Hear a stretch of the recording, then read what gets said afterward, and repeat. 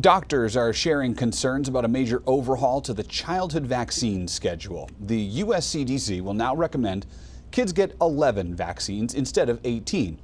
Chickenpox, HPV, and rubella are still on the list, but officials are narrowing recommendations for some vaccines like hepatitis A and B to children who are at a higher risk for infections. CDC staff suggest that parents make decisions on flu and COVID-19 vaccines after talking to a doctor. The U.S. Department of Health and Human Services says it made these changes to, quote, rebuild trust in public health. But health experts say they're worried about the idea of recommending fewer vaccines for children.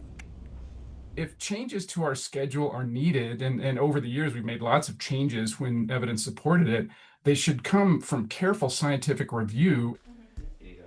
Health officials and doctors in Maine also weighed in on these schedule changes. Pearl Small joins us with their response. What'd they say, Pearl? Hey, Chris. So despite these changes, the Maine CDC is not changing its vaccine guidance.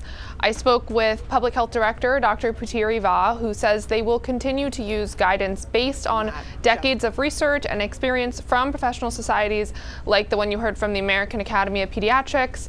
Va also says this should not change vaccine availability or insurance coverage because the states have full control over how to handle federal recommendations.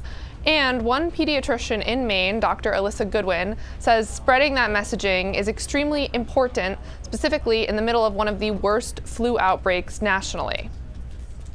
To be sitting in the midst of a flu season that just feels like a tidal wave crashing on our shores, and for that vaccine recommendation to be weakened feels really short-sighted and really dangerous.